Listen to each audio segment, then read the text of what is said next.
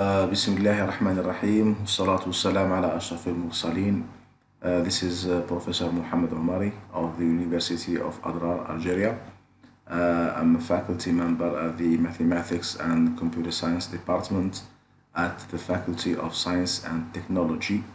Today we're going to continue to the last part of Chapter 3 in the Information Security class.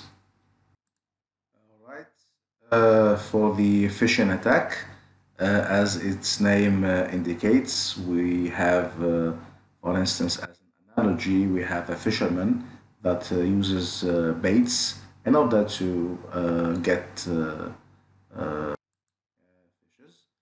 So the attack is based on some technologies like the URL manipulation and the website forgery and the phone phishing, and usually these two are in link one with another.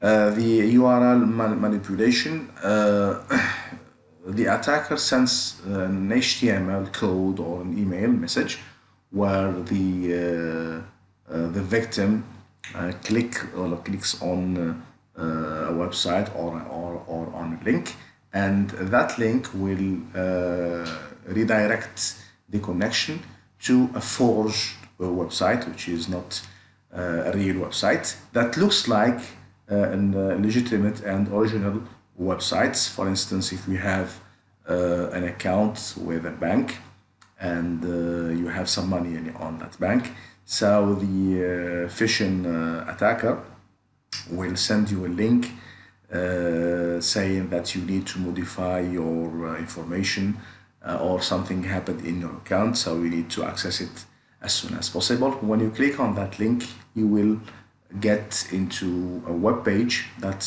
exactly looks like the legitimate web page, and it asks you, of course, to enter your credentials, your username and your password. And here, that was the bait, and here if you give your information, then the attacker wins and gets your credentials and uses them later against your will.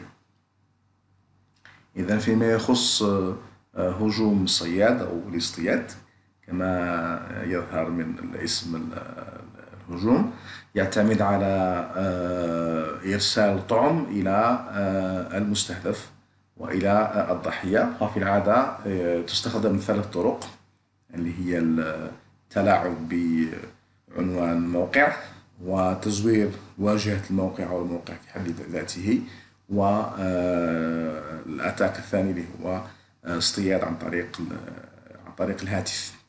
إذن في العادة يرسل إلى المستهدف، يرسل له إيميل فيه كود HTML وفيه رابط، والإيميل يحث المستخدم على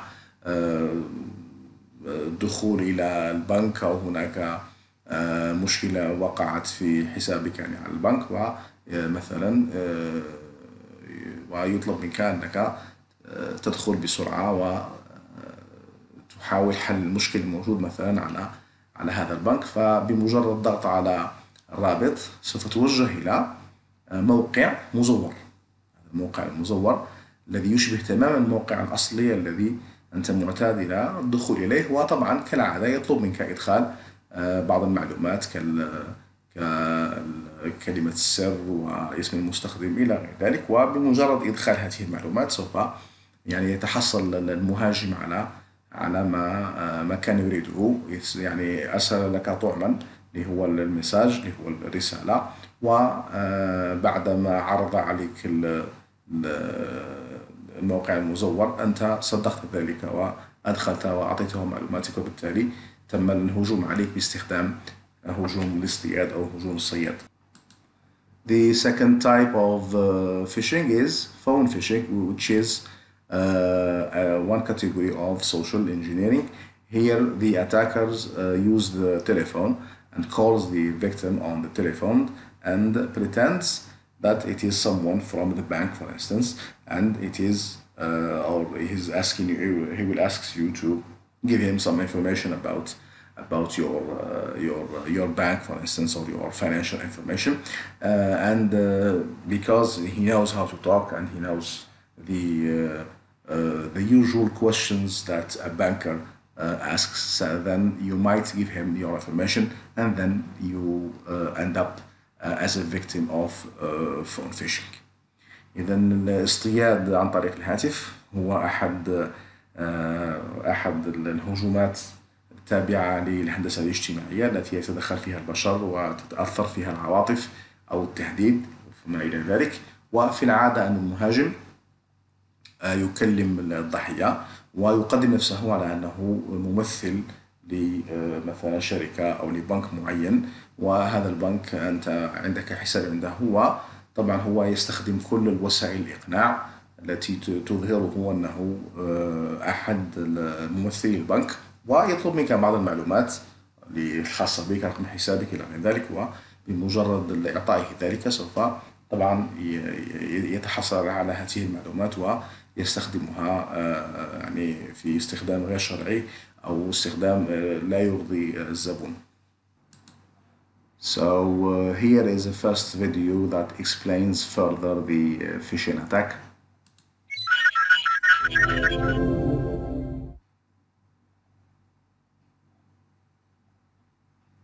You've probably seen it. You receive an email from your bank or trusted company and it's asking you for information. It looks real, but it's designed to fool you into handing you for information. It looks real, but it's designed to fool you into handing over important information. This is a scam called phishing, and you need to avoid it. Most of us have gotten used to doing business online. We buy and sell things. We have accounts with sensitive information. The risk of doing business online is low as long as you deal directly with organizations you trust. Problems occur when criminals impersonate these organizations and fool you into handing over sensitive information like account numbers, passwords, and PIN numbers. The key to avoiding this scam is awareness. Here's one example. You receive an email that looks like a trustworthy message from a bank. It asks you to click a link to verify information. You assume it's legit, so you click the link and log in to what appears to be your bank's website. At this point, the scam is complete. You've handed over your bank password to the crooks who can use it to take your money. Boo! They were able to fool you by impersonating the bank's website. There are a few keys to detecting phishing emails. They often try to scare you by saying your account has been accessed or security has been compromised. They also insist that you click a link to verify information or fill out a form. Do not click links or fill out forms in suspicious emails. The email may also have misspellings and call you something like valued customer. The crooks don't know your name. Remember, phishing emails may use the exact same logos, phone numbers, and addresses that appear on your statements or bills. Always be suspicious of an email that asks for your information. No exceptions. If you receive a phishing email, stay calm. There's no risk to receiving it. Just delete it. You can also safely report it by forwarding it to reportphishing@antiphishing.org or spam@uce.gov. If an email does lead you to a suspicious website, remember to look at the web address. The address in your browser should look familiar. If you suspect that criminals have your information, immediately contact organizations where you have accounts. To protect yourself in the long run, you might also consider anti-phishing software. Further, check your online accounts and credit reports regularly, and quickly report anything that is out of place. Phishing scams are a growing threat on the internet. By being aware of the scam, you can feel confident in working with companies online. Yay!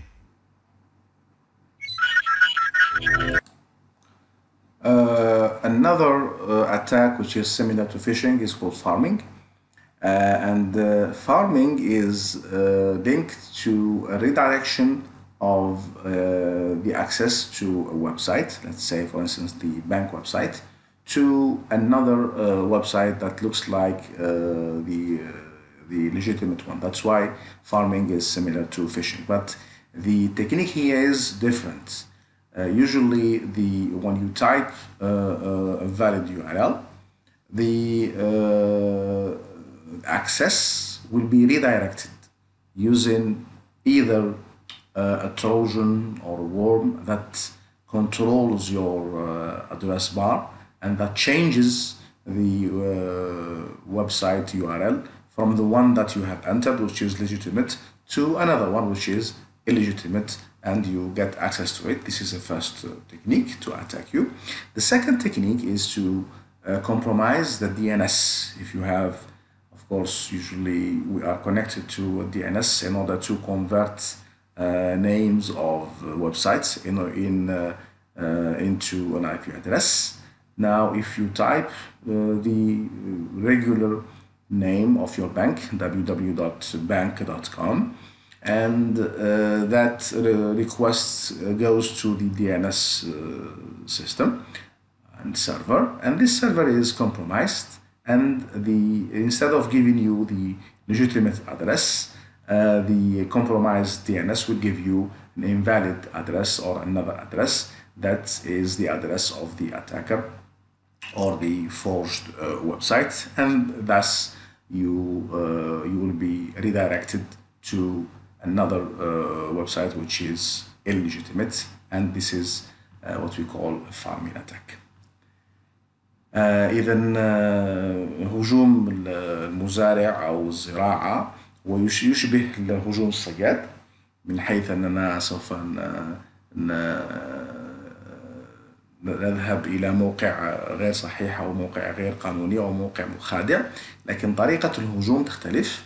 أنه بالنسبة لطريقة الزراعة أو المزارع هناك طريقتين للهجوم، هي عندما تدخل في مكان إدخال العناوين المواقع تدخل عنوان صحيح، الأدرس بار أين ندخل العنوان تكون مهاجمة مسبقا من طرف فيروس تروجان أو وورم، ويتم يعني بعد إدخالك للعنوان الصحيح والضغط على زر إدخال أو طريق يتم تغيير العنوان إلى عنوان آخر اللي هو عنوان غير شرعي لموقع آخر، وهذا الموقع يشبه في العادة الموقع الأصلي، ويتم بالتالي خداعك والحصول على معلوماتك.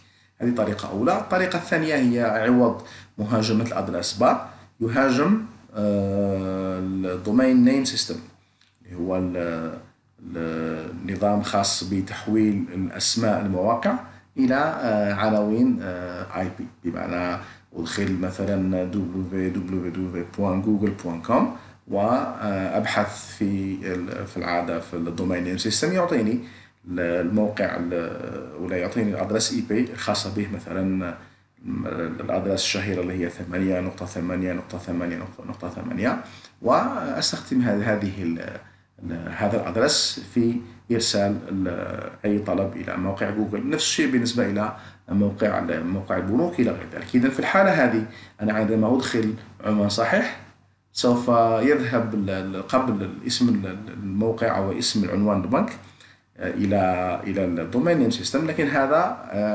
عملنا عليه هجوم أو الفارمين أتاكر عمل عليه هجوم، وسوف نجد أنه سيغير لنا من الأدرس IP الأصلية إلى أدرس IP خاطئة أو غير صحيحة legitimate، وسوف بذلك سوف أدخل إلى موقع غير الموقع الأصلي ويحدث لي عملية هجوم عن طريق الهجوم المزارع أو the farming attack.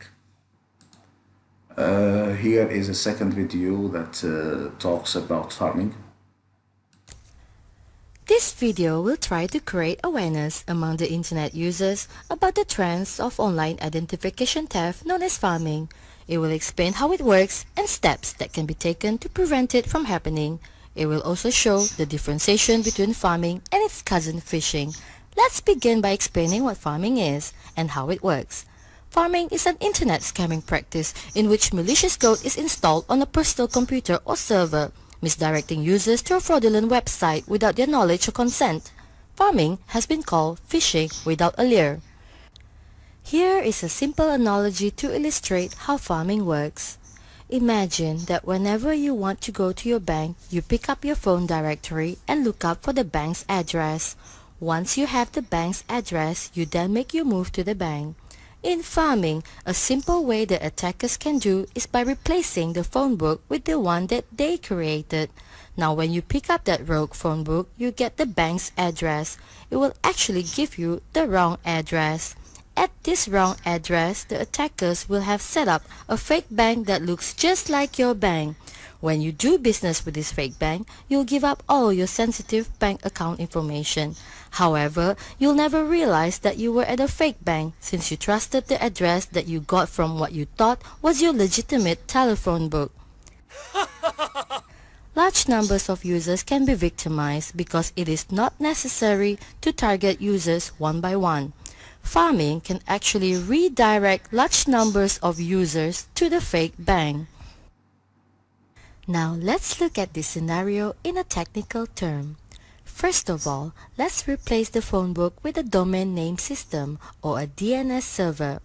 And the bank's address is an internet protocol or IP address. The bank would actually be a legitimate website. In this case, it's www.nice.com. A DNS server is a place where you store all the IP address of various websites. Using various techniques, the attackers will change the IP address of the legitimate website in the DNS server to an IP address which will bring the user to a fake or bogus website. When a user wants to go to www.nice.com and types the address in the web browser, the user's computer queries the DNS server for the IP address of www.nice.com. Since the DNS server has already been poisoned by the attacker, it returns the IP address of the fake website to the user's computer. The user's computer is tricked into thinking that the poisoned reply is the correct IP address of the website. Instead of going to the original website, the user has now been fooled into visiting the fake website controlled by the attacker. Once the attacker has managed to get the users to visit the fake website, there are many ways in which the user can be tricked into revealing his or her credential or giving out personal information. The beauty, or let's say the infamy of farming over phishing, is evident from the fact that one successful attempt in poisoning the DNS server can be potentially used to trick all the users of that DNS service. Phishing is a dangerous internet scam in an attempt to gather personal and financial information from an unsuspecting person. How phishing works. Typically, attackers would bait bank customers by sending a genuine-looking email message supposedly from well-known and trustworthy websites. An example website include PayPal, eBay, MSN, Yahoo, and many more. The email will contain a link whereby the users or the victim are asked to click on the link in order to access their account and update their information. If the victims click on the link, however, they will be taken to a spoof web page that asks for personal information, including credit card numbers, personal identification numbers, social security numbers, banking numbers, and passwords. This information is then used for identity theft.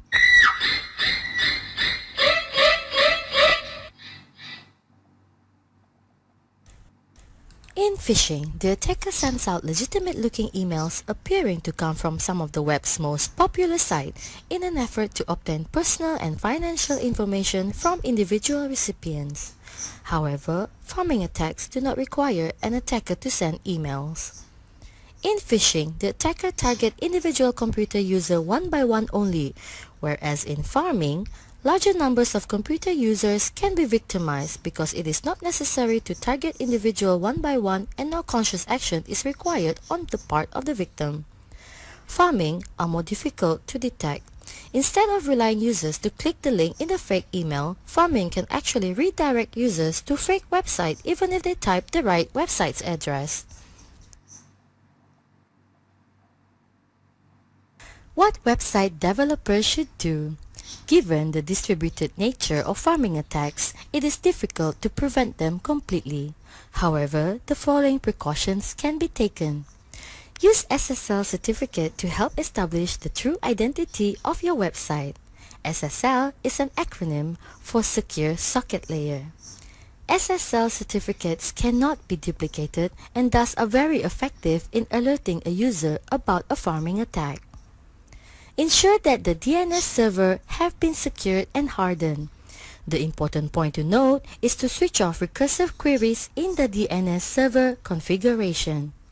An anti-pharming tool is available for Windows-based server. It passively protects the server from pharming attacks, which uses DNS poisoning techniques. Keep simple names for your domains, which can be easily recalled by customers and which are lesser prone to typos. What you as a user can do. The best defense against phishing and pharming scams is to distrust emails messages supposedly sent by your bank or emails which ask for your personal information. If you visit an SSL-enabled website, look out for this warning message window. If you get it, double-check if the website you are visiting gave this message in earlier instances. Check if the URL is the same that you intend to go to. This message window generally appears when the server SSL certificate does not match with the website URL and if the certificate has expired. It could also mean it is not signed by a trusted root certificate authority. Install anti-phishing and anti-pharming tools for web browsers. These tools help differentiate a genuine website from a fake website. Pharming and phishing scams are growing in the internet. By being aware of these scams, you can feel confident when you do transaction online. The timing attack has to do or to deal with time. Means that the attacker will, let's say for instance, try to enter a password and see how much time it takes to respond that this password is incorrect, for instance. So if there is a difference, let's say I enter 1, 2, 3 and then it takes 1 second, for instance.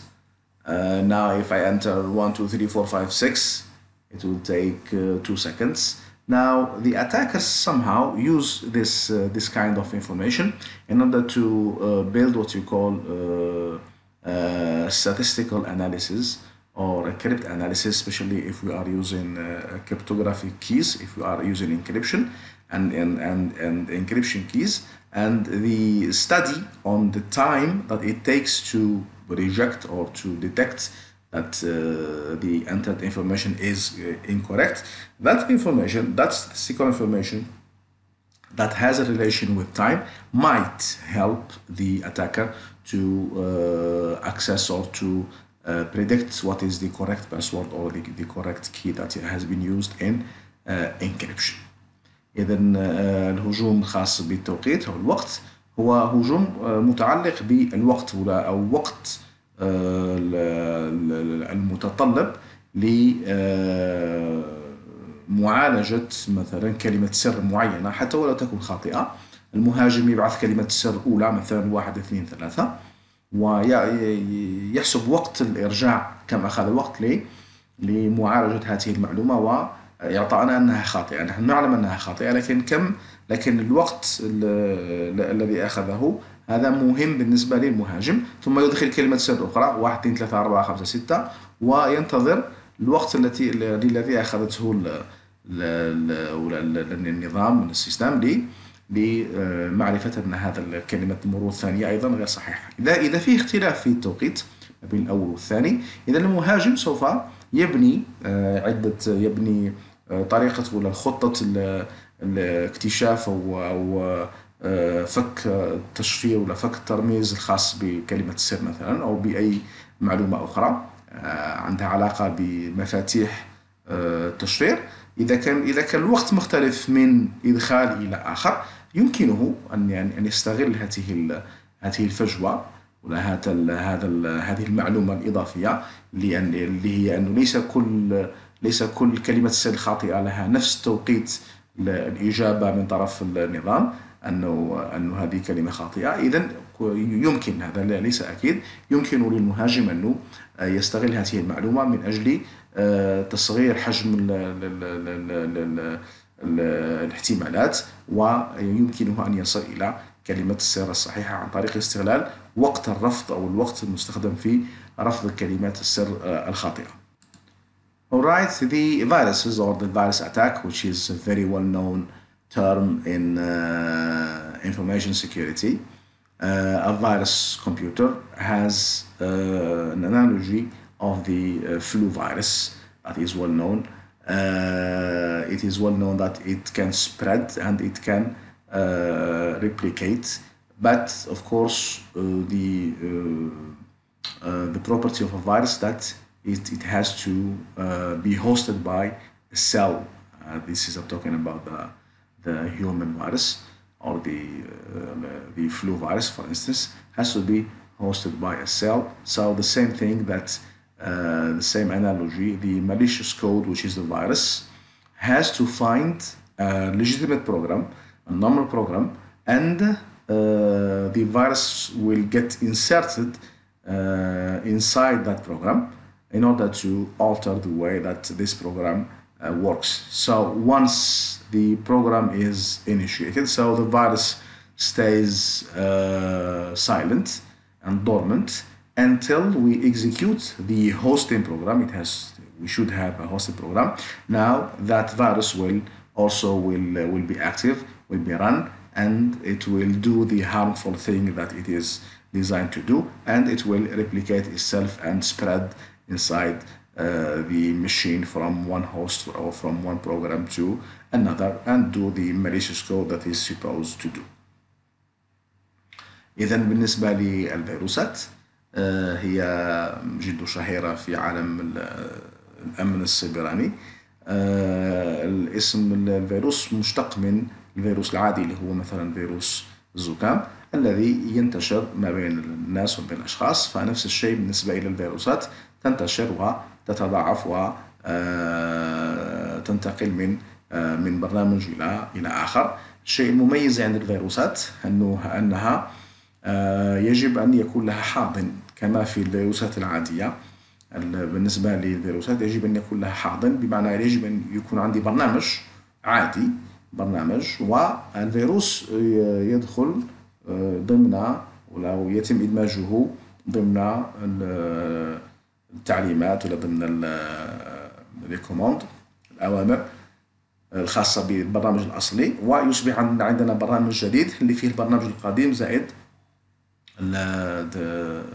الأوامر الخاصة بالفيروس. إذا الفيروس يكون نائما ما دام البرنامج نائم، لا البرنامج الحاضن لا يتم ولا لم يتم تنفيذه، يكون نائما إلى غاية ما ننفذ البرنامج الحاضن. فعندما يتنفذ البرنامج الحاضن هنا يتنشط الفيروس اللي هو البرمجية الخبيثة ويقوم بعمله الغير شرعي والعمل التخريبي داخل الجهاز، كما أيضا يقوم بنشر نفسه ومضاعفة نفسه ومحاولة الاندماج مع حواضن أخرى، مع برمجية أخرى موجودة داخل الجهاز. The second malware that is similar to a virus is a worm, and worms are also self-replicating, but worms are programs by themselves, not like viruses that needs a host, that needs a legitimate program. Worms are a program, a malware, which is a program, and it self-replicates and it spread through a network. This is the difference. A virus usually does not spread through a network. A virus spread from one host to another, from one program to another, from one file to another, and so forth. But worms usually they exploit the vulnerabilities in the network, and they spread in the network from one network to another and touches the machines. And the worm is a program by itself. Now it can do malicious works like viruses, and it might install backdoors on those machines in order to gain access to them once we need them. إذا النوع الثاني من البرمجية الخبيثة هي الدودات، وهي تشبه الفيروسات من باب أنه حتى الدودات عندها خاصية تضاعف المباشر ولا تضاعف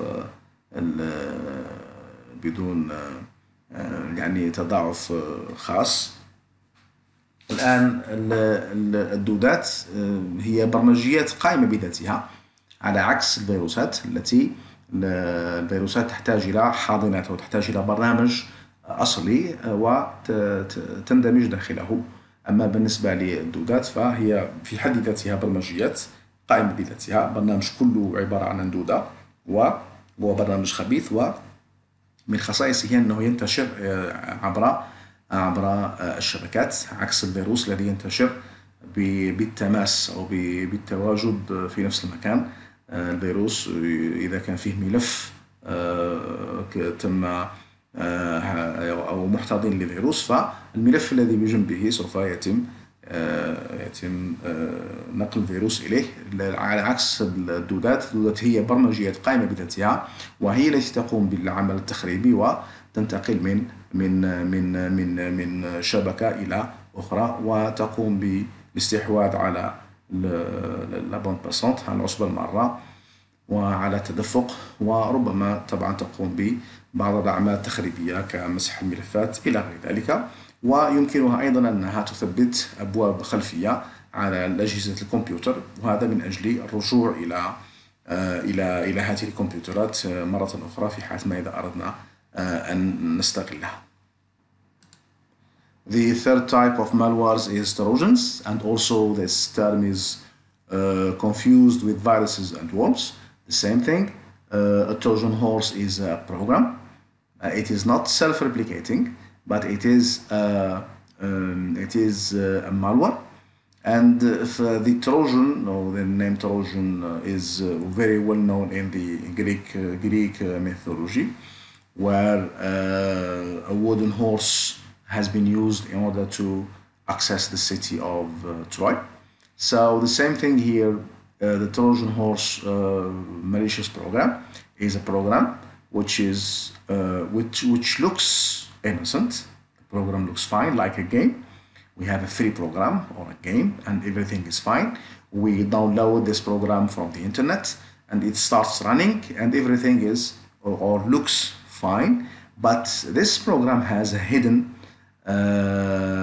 programming code or malicious code inside it, which is downloaded with the initial program or with the game and get installed on a machine and do the harmful work and do the malware. One thing that differentiates Trojan horse from viruses and worms, that Trojan horses do not replicate.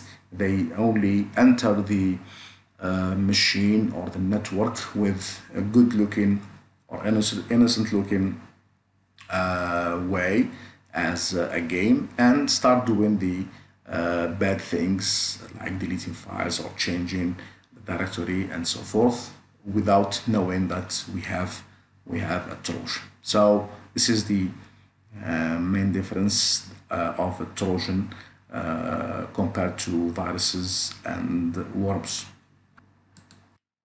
So here is a small video that shows the differences between the three malwares, the viruses, the Trojans, and the worms.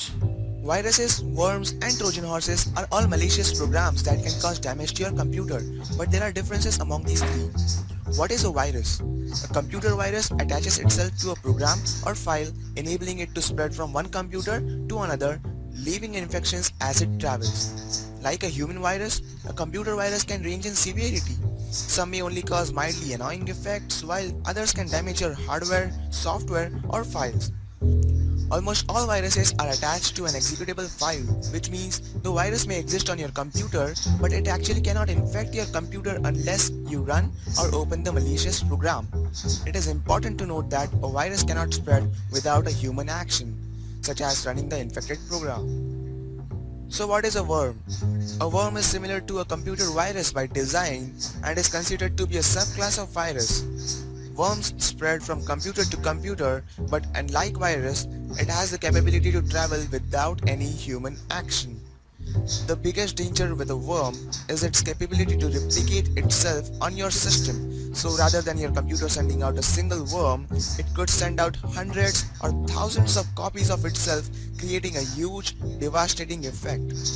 One example would be for a worm to send out a copy of itself to everyone listed in your email address book. Then the worm replicates and sends itself out to everyone listed in each of the receiver's address book, and the manifest continues on down the line. Due to the copying nature of a worm and its capability to travel across networks, the end result in most cases is that the worm consumes too much system memory or network bandwidth, causing the web servers, network servers, and the individual computers to stop responding. So what is a Trojan horse? The Trojan horse at first glance will appear to be a useful software, but will actually do damage once installed or run on your computer. Those on the receiving end of the Trojan horse are usually tricked into opening them because they appear to be receiving legitimate software or files from a legitimate source. Some Trojans are designed to be annoying, like changing your desktop, adding silly active desktop icons, or they can cause serious damage by deleting files or destroying information on your system. Trojans are also known to create a backdoor on your computer that gives malicious users access to your system, possibly allowing confidential or personal information to be compromised. Unlike viruses and worms, Trojans do not reproduce by infecting other files, nor do they self-replicate. So that's all about viruses, worms, and The rootkits are a kind of program or an attack that is designed to hide the fact that the operating system has been compromised. So rootkits are used to hide any information or any appearance that the system is compromised. For instance, if we have an attack on the CPU performance, which means that the CPU will not run quite good or fast. So the rootkit will show that we have only, let's say, 20% of the CPU that is used. So when you type the system manager or the CPU manager to check what's going on with your CPU, the monitor will shows you that, for instance, your CPU is only running at 20%, but in fact it is running at 80 or 90%. So the rootkit by itself is not harmful, but it is used to hide viruses, bots, worms, and so forth, and hide their effect on the machine, so you won't notice, or your regular scanning won't show you that you are under attack or there is something going on your machine. The word rootkit comes from the usual administrator account, especially with the Unix operating system that use root or kits.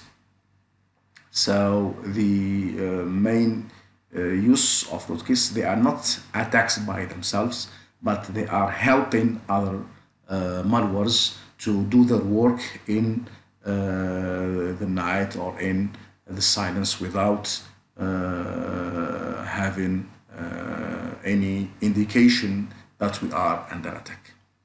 إذا بالنسبة لهجوم روتكيت أو مجموعة الجذر، هو هجوم من نوع خاص، أنه ليس هجوم في حد ذاته، بينما هو هجوم أو هو برنامج يستخدم لإخفاء أي مظاهر للهجوم أو مظاهر للأتاك من طرف فيروسات ومن طرف وورمز ودودات أو حصان طروادة إلى غير ذلك. الهدف من الروتكيت هو إخفاء أو تخفية أي مظاهر للهجوم من طرف برمجيات خبيثة. إذا الروتكيت هو يساعد البرمجيات على العمل في هدوء وفي صمت دون أن يعني تكون هناك إشارات إلى أنه عندنا هجوم. مثلا عندنا برمجية خبيثة تستنفذ طاقة الجهاز أو وحدة السي بي يو، وحدة الحساب المركزي، المعالج الرئيسي. وعندما نحاول إظهار مثلا نسبة استخدام المعالج الرئيسي، إذا كانت النسبة الحقيقية هي 80% أو 90%، نعرف أننا تحت الهجوم. لكن الروت كيت يساعدنا أو يساعد المهاجم على أنه يظهر على أن السي بي يو، على أن الوحدة المعالج المركزي لا يعني نسبة استهلاكها أو نسبة استخدامها داخل الجهاز لا تتعدى 20%. هذا كمثال لما يفعله الروت كيت. إذن باختصار، الروت كيت في حد ذاته هو ليس هجوما، ولكنه يساعد البرمجية الخبيثة على عملها دون أن نلاحظ ذلك، ولا دون أن يلاحظ المستخدم ولا الجهاز ذلك.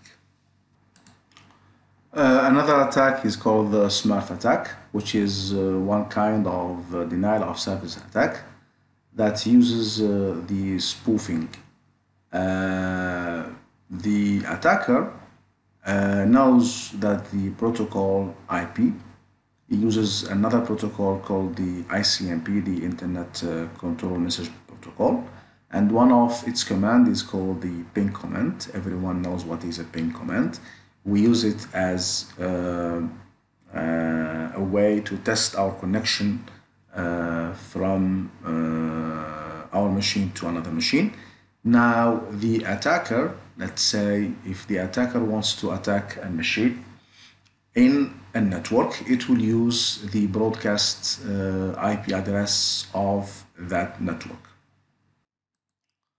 إذن بالنسبة لهجوم السنافر، هو هجوم أحد أنواع هجوم حجب الخدمة التي نستخدمها لنحجب خدمة عن جهاز معين، أو نقوم بإغراق الجهاز بمجموعة كبيرة من الرسائل أو من الباكتس حتى لا يقوم بعمله كما ينبغي. الهجوم السنافر يعتمد في العادة على البروتوكول الاي بي الانترنت، الذي يستخدم بروتوكول يسمى RCMP Internet Control Message Protocol. وهذا البروتوكول أحد أنواع تطبيقاته تستخدم الأمر بينج المعروف، وهو أمر بسيط نستخدمه لمعرفة ما إذا كان الجهاز معين أو نريد أن نعمل تست ما بين جهازين، هل هذين الجهازين يعملان أم لا، أو الشبكة أو الاتصال بين هذين الجهازين موجود، نستخدم بينج. فالمهاجم الذي يستخدم هجوم سمارف، هجوم السنافر، يستفيد من الآلية التي تعمل بها مثلا الأمر الخاص ببينج. So just let's recall what is a ping command. So ping, we use it, let's say, for instance, I want to check if my modem is working or if I have a connection with my router. My router has the IP address 192.168.1.1, and I use a ping and hit enter. Here my machine will send bytes or packets, the ping packet, to the sender, to the receiver, which is the router, and test if we have a connection. If we have a connection, then the command will return the time that it takes this packet from my machine to the destination, and the reply. So this is the regular way how to run or to execute a ping command. إذا بالنسبة إلى أمر ping، وهو أمر معروف كما قلنا، أوامر معروفة في أي نظام تشغيل نجده، نستخدمه لمعرفة هل هناك اتصال مع آلة أخرى، ونبعث نستخدم ping مع عنوان الآلة المراد ولا الجهاز المراد الاتصال به. في مثال هنا نشوف الراوتر الذي أنا أتصل به، عنوانه 192.168.1.1، وأعمل بينج. فإذا كان هناك اتصال، سوف الأمر بينج سوف يعطيني الوقت الذي أخذته المعلومات لتصلني أو الباكت عندما تذهب وتعود إلي فتعطيني الوقت، بمعنى أن هناك عندي اتصال مع هاته الآن. إذن هذا هو الاستخدام العادي والاستخدام الطبيعي لمثلا الأمر بينج، لكن المهاجمين طبعا سوف يستغلون هذا الأمر لإرسال هجومات على آلة معينة وعلى جهاز معين. So let's say here we have a network composed of 4 machines, and we have an attacker that wants to attack the first machine.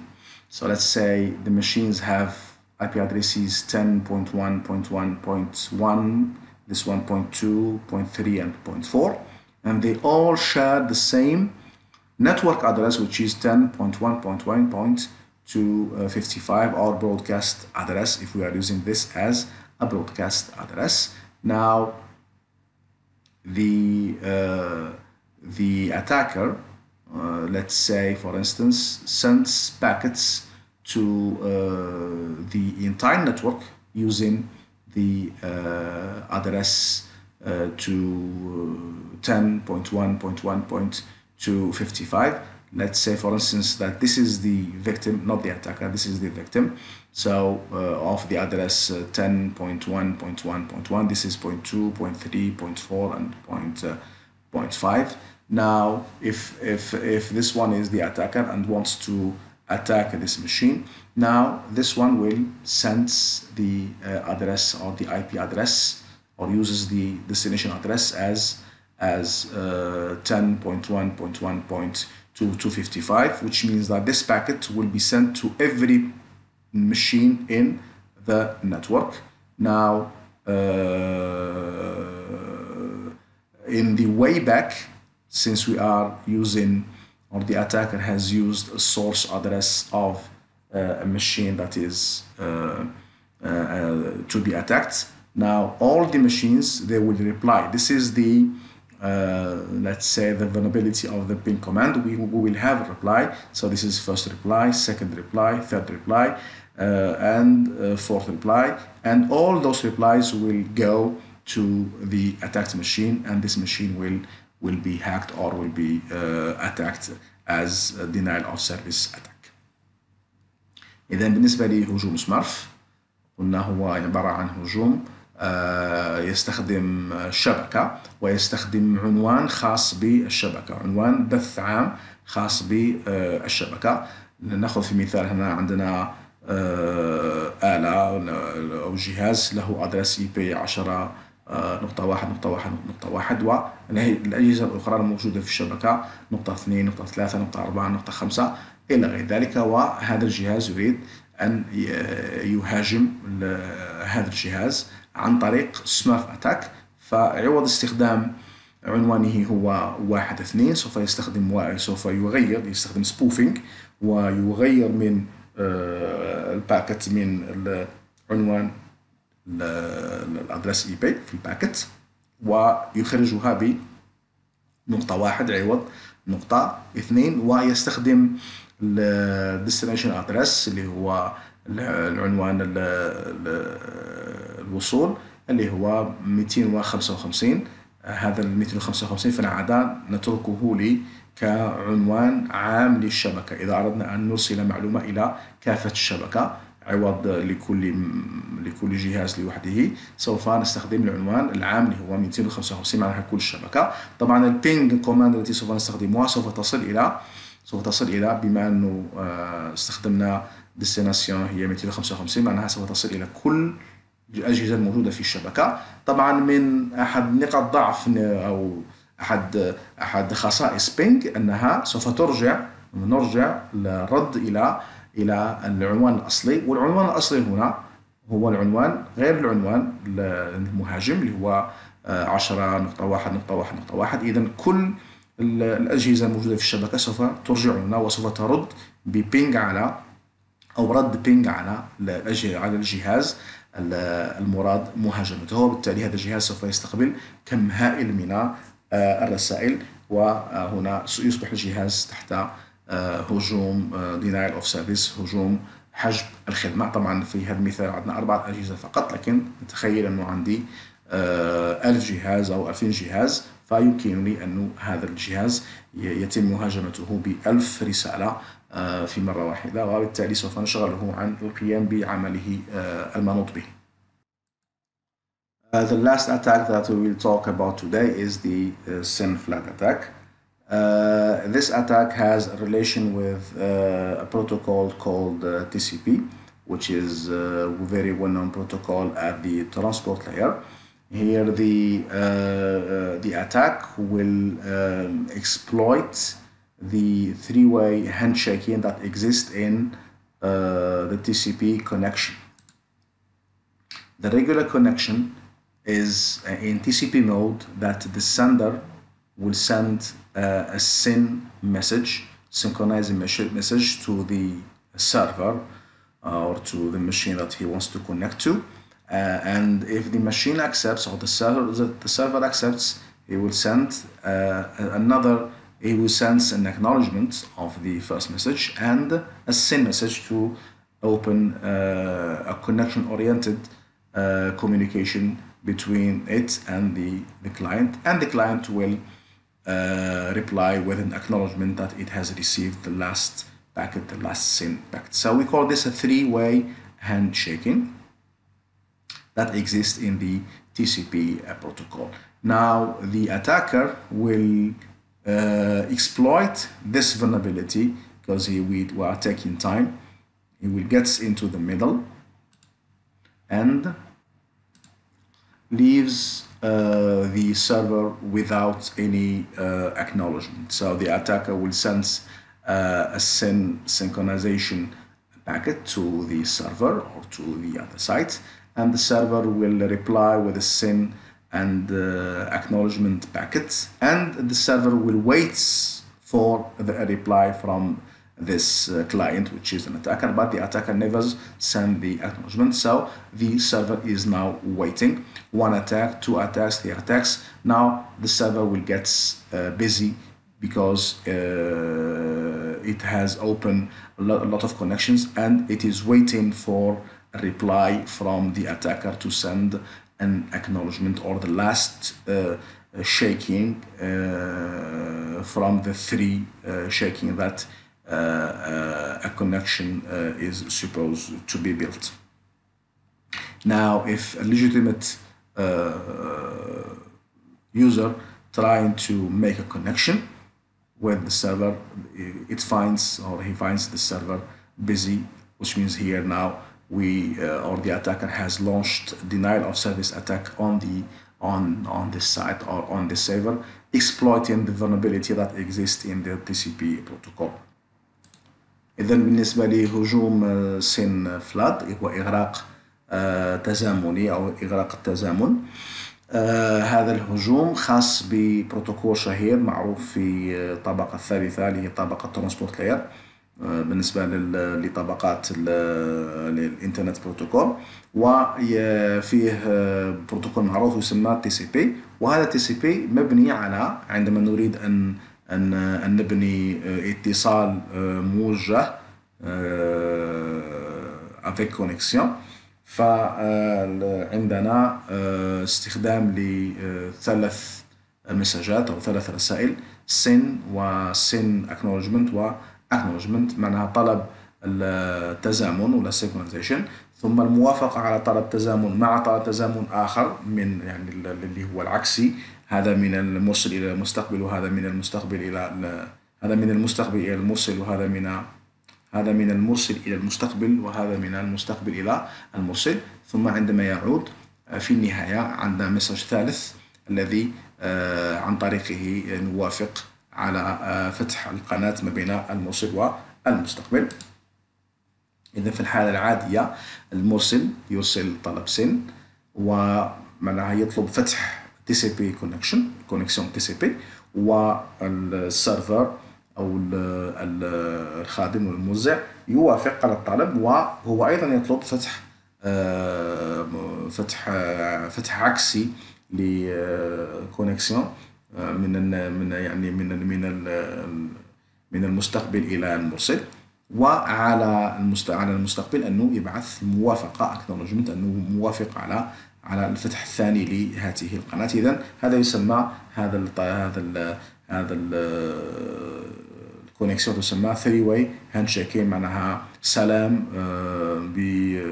بثلاث طرق أو بثلاث مراحل: مرحلة أولى، مرحلة ثانية، مرحلة ثالثة. إذن هذه الطريقة العادية عندما يريد المستخدم أنه يعمل اتصال من نوع TCP مع أي موزع أو مع أي خادم. الآن بالنسبة للهجوم، المهاجم سوف يستغل هذه الثغرة الموجودة في الكونيكسيون ويقوم بإرسال طلب فتح TCP connection، عدة طلبات إلى الموزع أو المستقبل، والمستقبل طبعا سوف يعيد ويرسل كما جرت العادة، يرسل send acknowledgement باكت فيها موافقة وطلب فتح اتصال عكسي.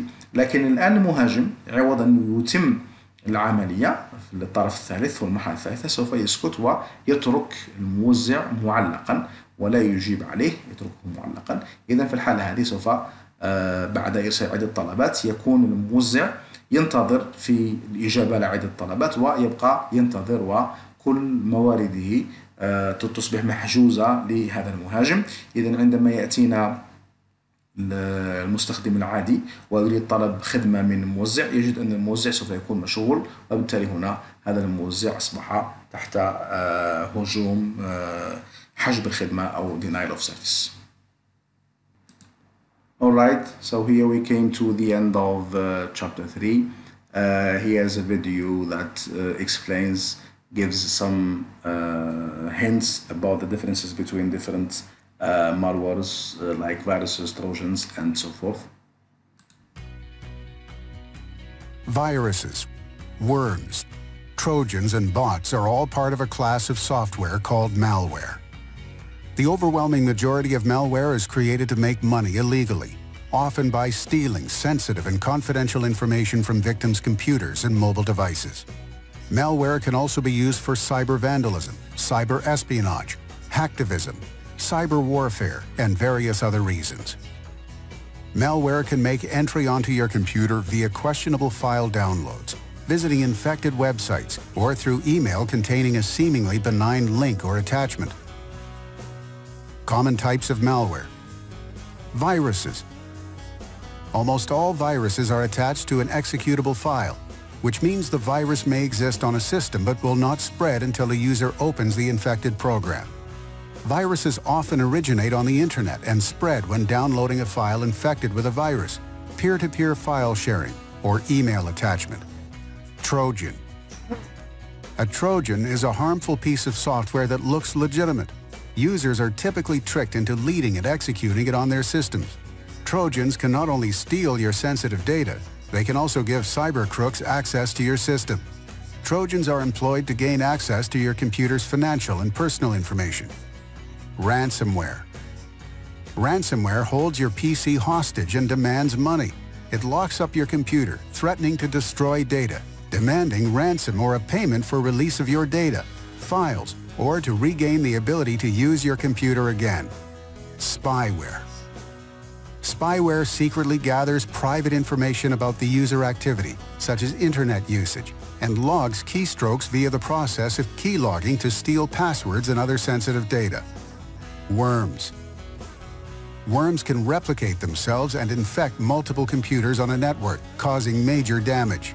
Network worms often use computer networks to spread, slowing down traffic and relying on security failures such as outdated operating systems and no antivirus programs installed. In contrast, viruses require the spreading of an infected host file. Worms are a standalone software and do not require a host or human help to spread. The best way to protect your system from malware is to keep your operating system clean by downloading regular patches, updates, and making sure that your computer is protected by the latest antivirus software from a trusted vendor. All right, here we came to the last part of chapter 3 of information security. I hope you got some understandings. If you have any questions, you can send them as usual to my email or post them